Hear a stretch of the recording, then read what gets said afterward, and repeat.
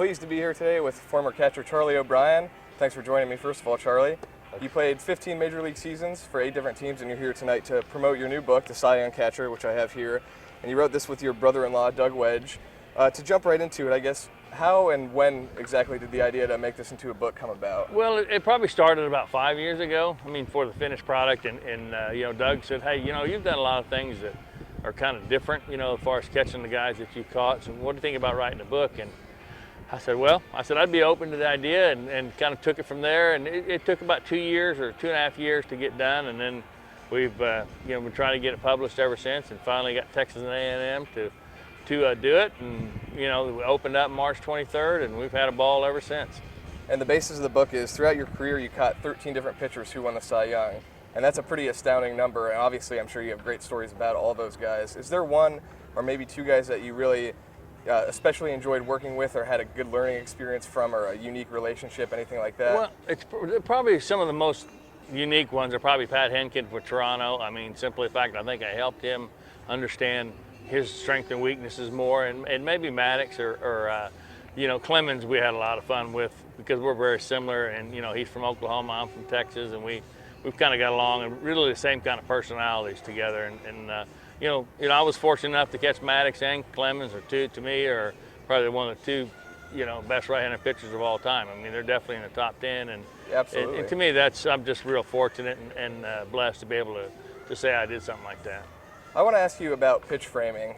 In today's game, pitch framing is a huge part of the game when you're talking about catchers. That's when you're talking about the best catchers, that's an important part of the conversation. And with all the new stats, things like pitch FX, you can kind of formulate who the best and worst pitch framers are in today's game. You didn't exactly have that when you played the same stats, but Baseball Prospectus a few years ago did a research article on the best pitch framers from the past 20 or so years before some of those stats were out, and you were there in the top 10. So obviously defense is something you put a lot of work into. And is that something you were aware of, the pitch framing? Is that something you worked at? That was definitely my strength. I mean, my pitch selection and your repertoire as far as dealing with pitchers, I mean, that's what I did the best. I mean, hitting just never kept me around as long as my catching and throwing. And, just understanding the little things you do to be able to steal pitches, as people call it. But, to me, it's an art. It's very special. It's vastly underrated. I'm glad they're finally getting the recognition that they need to get, because, it doesn't take but 2 or 3 times to do that and get a chance to win a ball game. And, people don't understand, as a catcher, you make 140 decisions a night, and it takes 1 or 2 bad ones to screw it up. So, but there's no stats on that, and the people who know are the ones that the pitcher and catcher. Those guys know more than anything else. And I've been real fortunate to work with great pitchers, and when you work with great pitchers, my job is a lot easier to be able to do.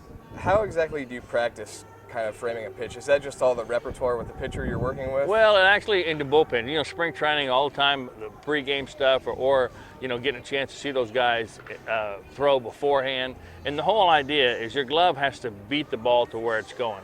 And so when you do catch a ball, your hand doesn't move, and the ball sits there like you haven't even moved. So you learn to get balls that are 3 or 4 inches off the plate, but it's also understanding the movement of each pitch and what it does, and knowing what that guy can do and can't do, and understanding if the ball breaks 2 feet and you see it thrown out of his hand, recognize it right away and put your glove over where it's going to be and be able to catch it. And what happens a lot of times nowadays, or some of these younger guys, they get there at the same time, and just the force of the ball makes the hand move just a little bit more. And a lot of it is an optical illusion. That's what you want to keep from, is teach yourself to be still and be quiet, and nothing moves when you catch a ball. And so you can catch a ball, if you look at the very end of my glove, and this be the strike, this be the corner of the plate, but it's still, if you look at it from behind, or where umpire's view is, my glove is still on the corner, but the ball itself is caught on the outside of the glove. So there's real little fine things that, I wish I could teach a lot of guys, and it's a lot of fun for me to do, because it's definitely a lost art. People now are starting to recognize the importance of it, and I'm glad to see that come. Another thing you're known for is being kind of the pioneer of bringing the hockey-style mask to catchers. You were the first Major League catcher to wear a hockey-style mask. How did you end up doing that? How did that come about? Well, I got tired of getting beat up. I mean, what's happened, when I first came up in playing baseball in the early 80s, the masks were much heavier. So, physics is involved. So if your mask is heavier, it absorbs some of the energy. And what happened, they started going to these carbon masks and lighter masks, And what happened is the mask is lighter, so now your head was absorbing a lot of their energy.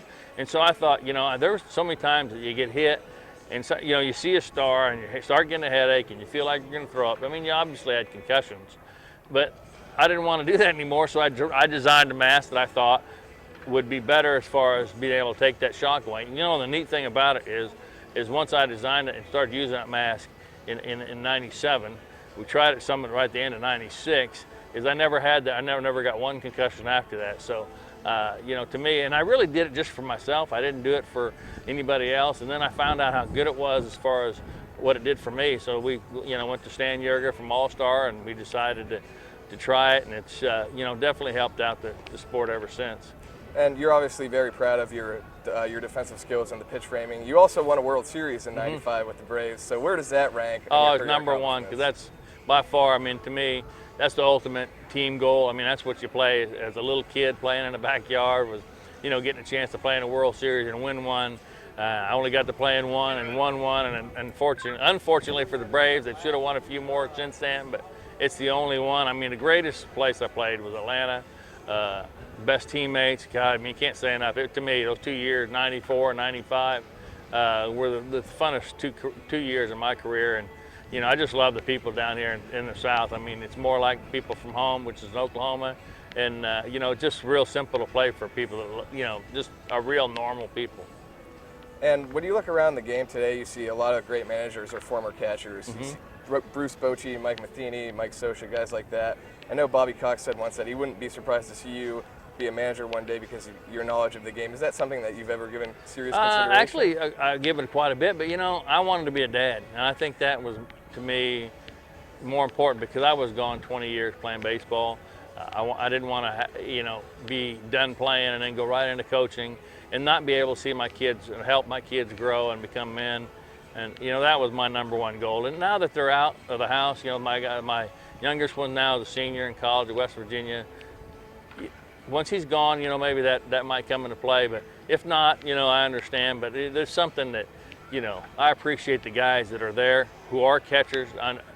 And the reason they're because they have to do everything. They have to understand where everyone has to go. They're a coach on the field. And, that's why you see so many catchers become managers, because they understand the game, understand how to get the most out of a pitcher. And as a manager, your job is to get the most out of each player. So it's an easy transition to me because they know the game, they understand people, and they understand what it takes to make people better. Do you still follow the game at the major league level pretty closely? Every day I watch ball games. I flip all night long watching games. That's what I do all the time. Any particular catchers that you really enjoy watching? I really enjoy Yachty. He's one of my favorite ones because he makes it look easy. I got a chance to play with his older brother, who I really enjoy, the whole family. I watch some guys that are coming up. I really like the guy in Cleveland, the Gomes kid. I see a lot of, two-way potential with him as far as catching and hitting.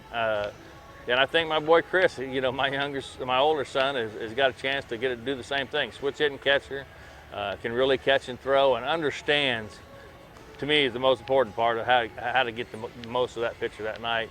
And Posey is another guy I really enjoy watching. So there's a lot of good catchers, but we tend to focus on offensive numbers, and me being a defensive player, and that was my specialty. I really look for that, and I see some young kids that I really like a lot, and I think they're going to do a pretty good job.